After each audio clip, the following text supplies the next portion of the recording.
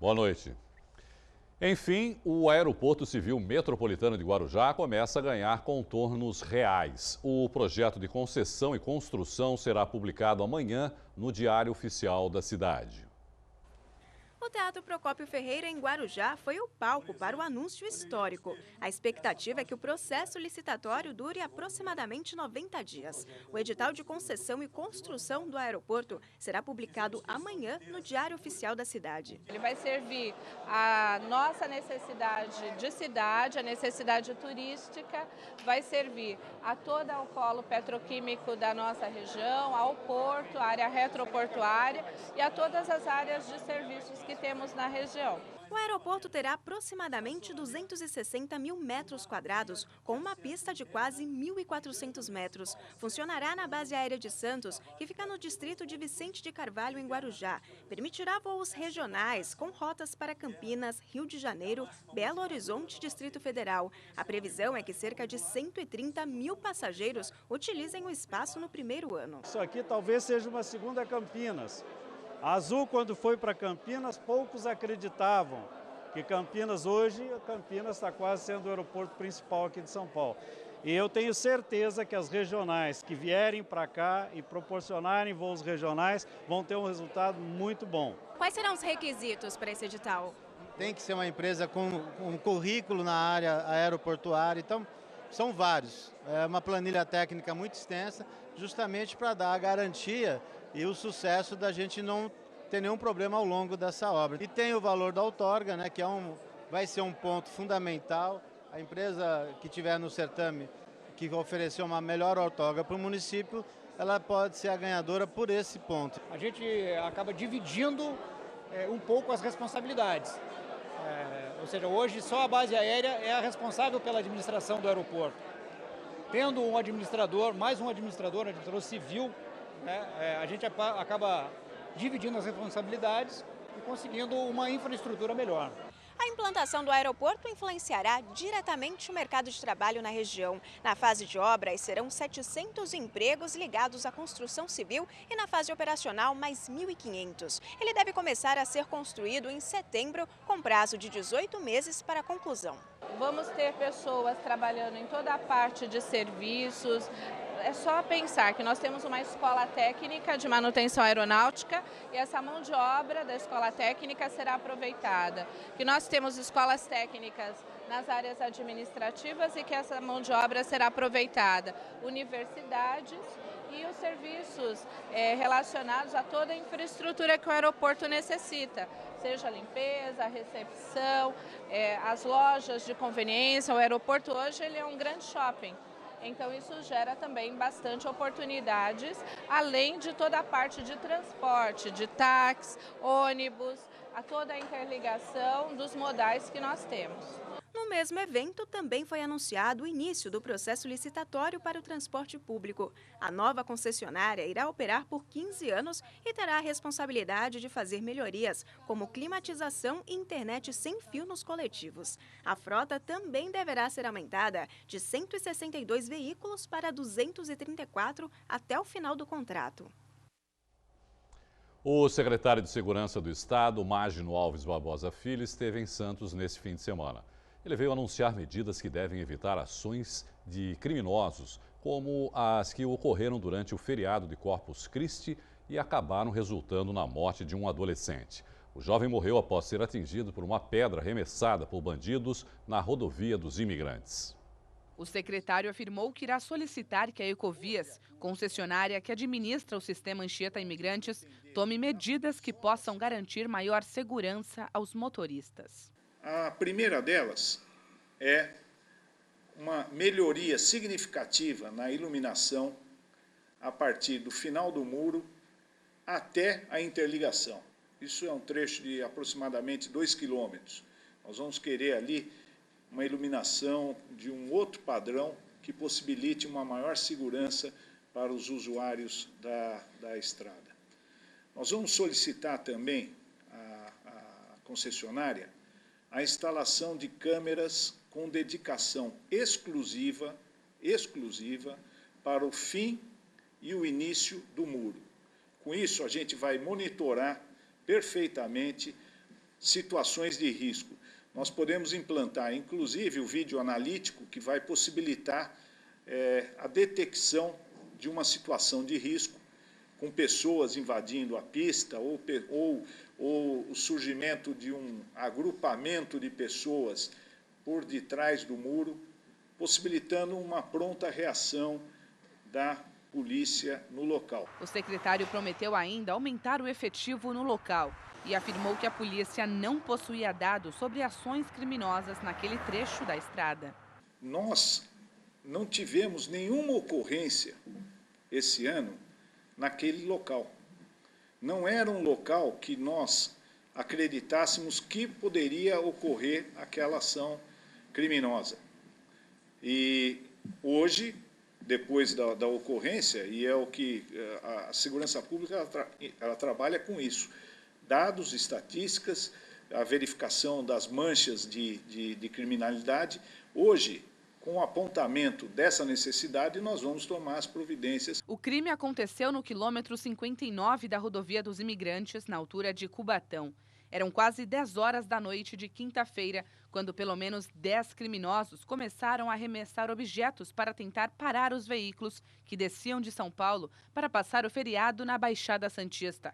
Uma turista que teve o carro atingido gravou este vídeo minutos depois da tentativa de assalto. Eu estava com minha filha no banco de trás, uma bebê, um meu amigo, e eles nos atingiram, eles nos agrediram, foram todos para cima do carro, sem reação. Uma das pedras jogadas pelos bandidos atingiu a cabeça de um adolescente que dormia no banco do passageiro deste carro. Reinaldo Lima de Souza Júnior, de 17 anos, chegou a ser socorrido pelos policiais rodoviários, mas morreu a caminho do pronto-socorro. Outra mulher que estava no banco de trás também foi atingida. Reinaldo morava em São Paulo com a mãe. Estava a caminho de Praia Grande para visitar o pai e a tia. Ainda durante a entrevista, o delegado que cuida do caso informou que na ação dos bandidos, 4 veículos foram atingidos e outras 2 pessoas foram feridas gravemente. A polícia divulgou o retrato falado de um dos suspeitos. Estamos diligenciando, esperamos nas próximas horas prender esses suspeitos, que serão encaminhados para reconhecimento pelas pessoas que foram vítimas desse fato. E eu tenho esperança que em breve a gente consiga esclarecer esse fato e conduzir os autores à justiça. A sala de musculação do Complexo Esportivo Rebouças, em Santos, foi invadida na madrugada de sábado. A lona de uma esteira de corrida e estofados de 2 aparelhos foram danificados. Os criminosos não levaram nada. Os prejuízos ainda estão sendo contabilizados. A Prefeitura informa que o Rebouças recebe rondas periódicas da Guarda Municipal e possui um funcionário na guarita 24 horas por dia. Terminam essa semana as inscrições para o vestibular do 2º semestre da Unisanta. As vagas são para 34 cursos presenciais e à distância. Quem quiser ingressar em uma universidade neste 2º semestre ou tiver planos para o próximo ano, já pode garantir uma vaga. A prova do vestibular da Unisanta acontece neste sábado, dia 4, e as inscrições podem ser feitas até quinta-feira. Eu converso agora com Cristian Miranda, que faz parte da comissão de vestibular. Cristian, as inscrições online já encerraram, mas quem quiser participar do vestibular ainda tem chance. Isso mesmo. É possível fazer a inscrição presencial aqui na Universidade de Santa Cecília até o dia 2 de junho, das 9 da manhã. No último dia, somente até ao meio-dia, né? Antes do último dia, você pode vir das 9 da manhã até as 8h30 da noite. Mas no dia 2, só das 9 da manhã até o meio-dia.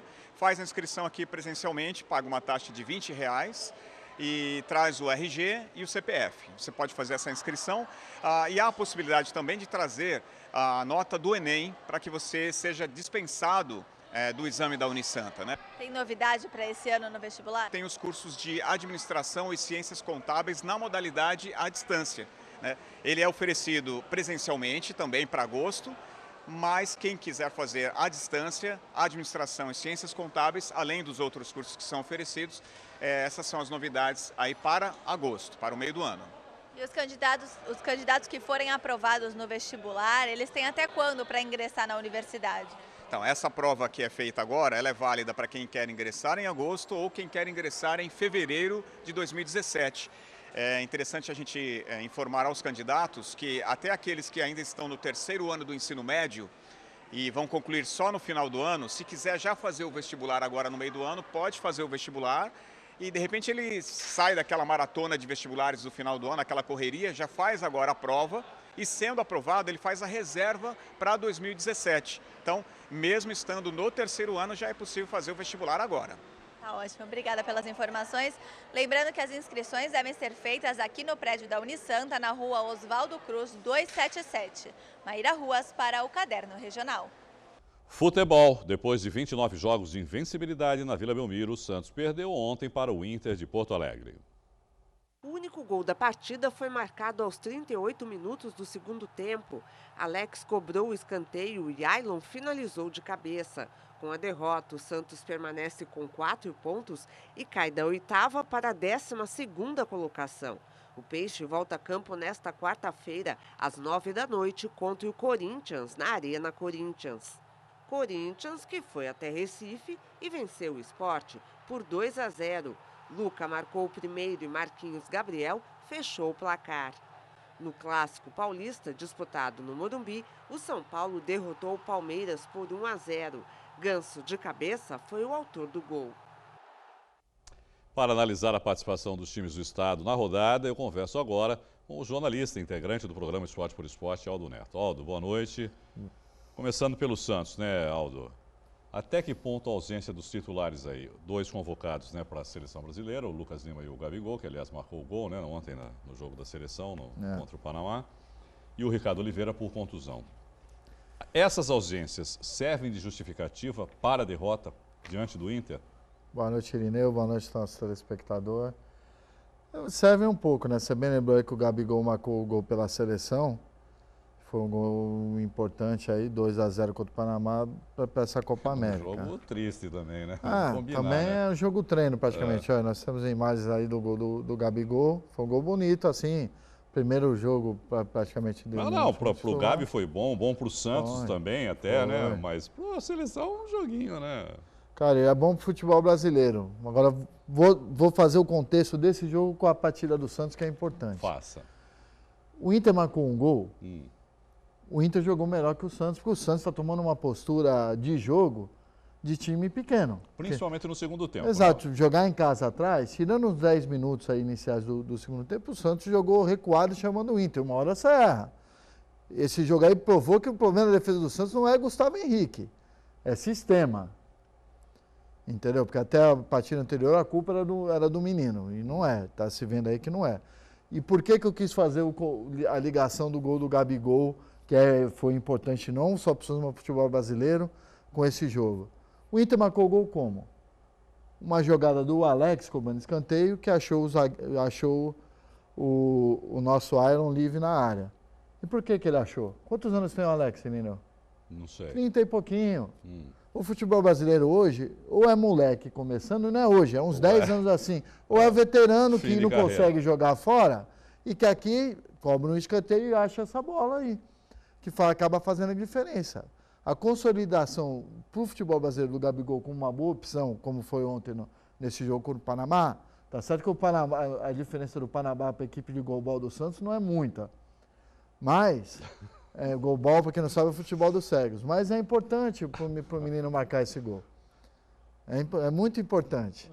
E é importante para o futebol brasileiro. Entrou no primeiro jogo e marcou, né? Exato. Então... Voltando para o Santos, veja, o sistema defensivo comprometeu várias vezes a partida.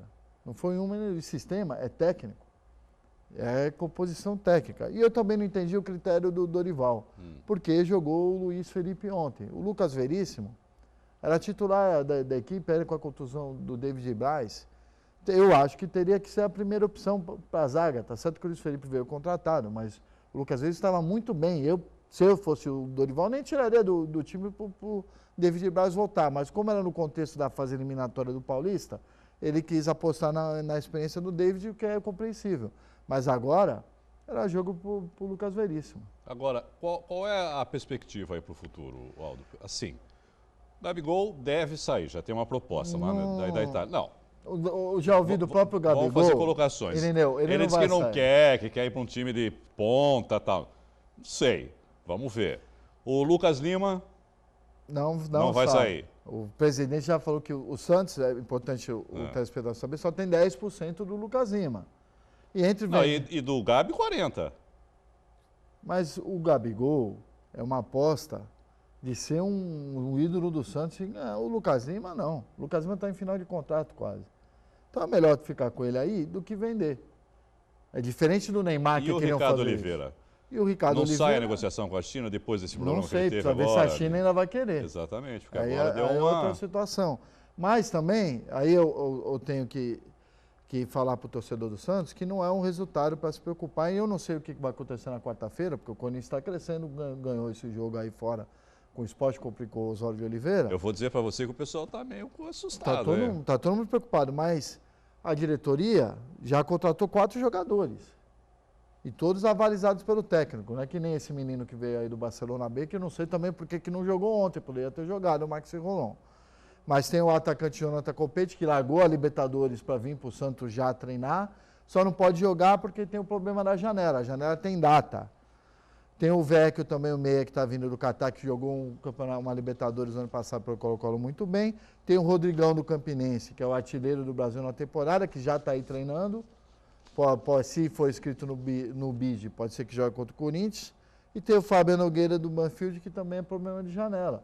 Além desses, ainda tem o Yuri, que está em negociação, que pode chegar. Então, o trabalho de recomposição de peças, de preparar a equipe, o elenco, para o Campeonato Brasileiro, foi feito. Só que o campeonato já está... Tem 4 jogos, Irineu. Eu sei que tem 4 jogos. E aí? Tem 4 jogos, 5, 6, 7. Vai ficar 9 jogos aí sem os jogadores que foram para a seleção. E tem time pior que o Santos. O Cruzeiro está na zona de rebaixamento. Sim. Não estou dizendo Esse jogo isso. do Corinthians é importante. Eu também não estou dizendo que o Santos vai ser rebaixado. Não estou dizendo nada disso. Não, claro. Agora, eu acho que o time também não pode deixar para a última hora e tem que se movimentar. Não pode. O jogo contra o Corinthians é importante para a gente ver a postura do time. A postura tática e da equipe. Se a equipe jogar bem, o que é jogar bem? Jogar com vontade. O torcedor do Santos aceita uma derrota para o Corinthians, é natural, é um clássico. Depende do comportamento da equipe diante do clássico. Exatamente, você falou que... Mesmo jogando lá. Vamos acelerar aqui que a gente já está atrasado. Vamos falar um pouquinho de Campeonato Paulista. A Portuguesa Santista terminou o primeiro turno da fase de grupos na liderança da sua chave. Jogando fora de casa, a Briosa bateu o Guarulhos. Os gols da Portuguesa Santista foram marcados por Dema, Fernando e Lucas Lino. Kaique descontou para a equipe da casa. Com a vitória, a Briosa chegou aos 17 pontos, 2 a mais que o vice-líder, o próprio Guarulhos. Na próxima rodada, a Portuguesa enfrenta o Jabaquara, no Estádio Espanha, em Santos, domingo, às 10 da manhã. Bom, a Portuguesa vai bem, né, Aldo? A Portuguesa vai muito bem. Isso mostra o seguinte, quando o Santos colabora com alguma equipe da região, dá resultado. Já foi assim em 2002 com o Jabaquara, quando o Jabaquara subiu da 2ª divisão. E está mostrando mais um resultado bom agora. Aí a líder do campeonato. E você vê que não tem um jogador de destaque, não tem um artilheiro. A equipe está bem. E isso é importante porque a Portuguesa Santista é fundadora da Federação Paulista de Futebol. Tem que estar jogando o Campeonato Paulista da 1ª divisão. Bom, falando aí em Jabaquara, que você citou, o Leão da Caneleira voltou a decepcionar no Campeonato Paulista. Mesmo jogando em casa, o Jabuca foi inferior ao Mantiqueira. Em tiro de meta cobrado pelo goleiro Robert, a bola passou por todo mundo e encontrou o atacante Ariel sozinho. Enquanto os defensores reclamavam de impedimento, o jogador encobriu Thiago, 1 a 0 Mantiqueira. O Jabuca não se intimidou e foi para cima. O gol de empate veio com cobrança de pênalti do goleiro Thiago. No início da segunda etapa, o Mantiqueira voltou a ficar na frente, novamente com o Ariel. A situação piorou após a expulsão do lateral Kaique. O atleta xingou bandeirinha após a marcação de falta e recebeu cartão vermelho direto. Com 1 a mais, o Mantiqueira se aproveitou do desespero do Jabaquara e teve diversas chances para matar o jogo. O terceiro gol veio aos 45 minutos, quando Dias recebeu sozinho na área e chutou cruzado. Com a derrota, o Leão segue com 4 pontos e ocupa a penúltima colocação do grupo 4 da segundona. Aldo, 15 segundos para você. Dá para recuperar o Jabaquara? Eu acredito em Jabaquara porque o treinador que está lá hoje, o Darlan, é muito bom e está pegando uma equipe que ele não montou. Eu acho que o erro da diretoria de Jabaquara é ficar trocando treinador no desespero. O Miltinho que estava lá, que era muito bom também, ficou 2, 3 partidas e já trocou e fica essa confusão. Precisa ter foco e trabalhar direito. Obrigado, viu, Aldo, mais uma vez. Estava na correria hoje aqui, mas normal. Foi bom. Isso aí. A Virada Cultural Paulista chegou este ano à sua 10ª edição. Em Santos foram 2 dias de atividades nesse fim de semana e tudo de graça. A Virada Cultural 2016 foi pensada para todas as idades. No domingo, o dia também foi de atividades culturais. No SESC, as crianças participaram de oficinas lúdicas durante a tarde. Já de noite, teve apresentação de filme e show. Eu trabalho com os idosos. Eu percebo que os idosos que desde a infância foram estimulados a participar de atividades culturais continuam participando. Então a importância é a criança adquirir esse hábito logo na tenra, infância, e levando ele pela vida. Tiago Augusto trouxe a filha Nalu, de 5 anos, para brincar no evento. É legal as atividades que eles propõem aqui. No Teatro Guarani, o cantor e pianista Cláudio Goldman se apresentou ao lado do violonista Euclides Marques. Goldman já tem mais de 25 anos de carreira. Em suas composições, ele mistura música clássica com MPB.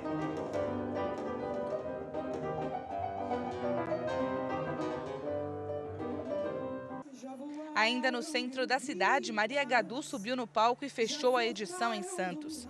Fãs vieram de longe para prestigiar a primeira apresentação da cantora de MPB em viradas culturais. A gente virou massa de manobra de um comércio muito louco, os shows ficaram caros, virou um produto de luxo. Você ia assistir um artista, você ter que gastar uma grana absurda assim, para ficar perto dele, para curtir o som que você gosta.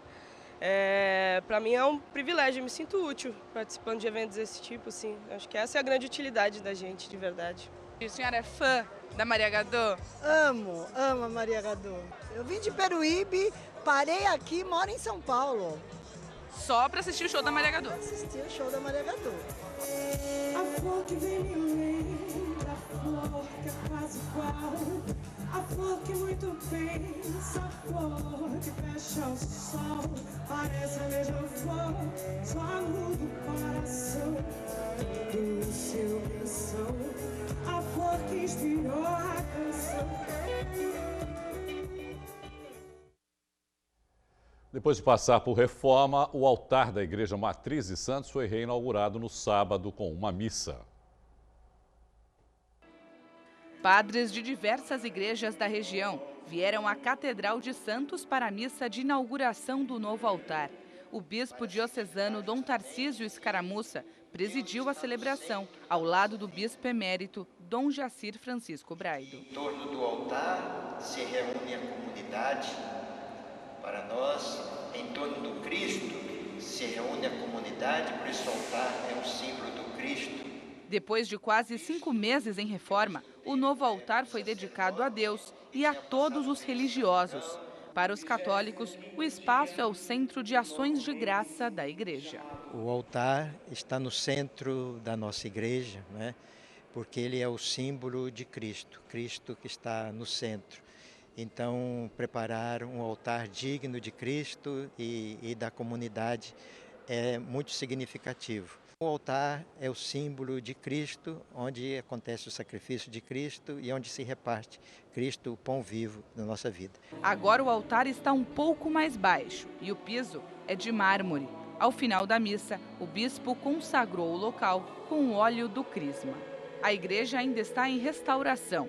A verba utilizada para a obra veio de doações dos fiéis. Toda a reforma da catedral até o dia de hoje, graças a Deus, mantida pelos fiéis da nossa cidade de Santos. O povo santista tem muito apego, muito respeito, muita admiração ou muito carinho para a nossa catedral. Então conseguiu doação dos fiéis, ou aquele que ama a catedral, e nós conseguimos. Também a ajuda de nossos 2 bispos, já ajudaram bastante para esta reforma da nossa catedral. O que a senhora achou do novo altar, da reforma? Achei lindo. Ficou linda, divina, estou muito empolgada, estou amando. Nossa, está divino, está deslumbrante. Foi especial na cantina Babo Américo, em Santos. O tradicional nhoque da sorte, servido todo dia 29 de cada mês, teve metade da renda revertida para o lar Santo Expedito. Pena que não dá para você sentir o cheirinho. Teve nhoque à bolonhesa, 4 queijos, recheado com mussarela, com massa de mandioquinha, para comer aqui ou para pedir de casa. Todos deliciosos, com sabor de solidariedade. Comer sempre é bom, comer faz parte da alegria da vida e ajudar é uma necessidade moral, é um dever que todo ser humano tem. Então é unir o útil ao agradável, literalmente. É emocionante verificar a solidariedade de famílias que se dirigem a uma das cantinas mais tradicionais da cidade, comandada pelo Américo, toda a sua família, funcionários tão dedicados, estar aqui nesta corrente de solidariedade.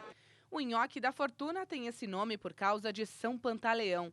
Faminto recebeu o alimento de uma família que encontrou moedas embaixo dos pratos. Eu fiz o ritual completo. Eu coloquei a ficha, o dinheiro embaixo do prato, fiquei em pé e comi 7 nhoques. Desejando felicidade, sorte, amor, saúde, prosperidade. Mas seja qual for a história, ela rende bons frutos até hoje. O Lar Santo Expedito em Santos recebe 50% da renda de todos os pratos de nhoque servidos hoje aqui.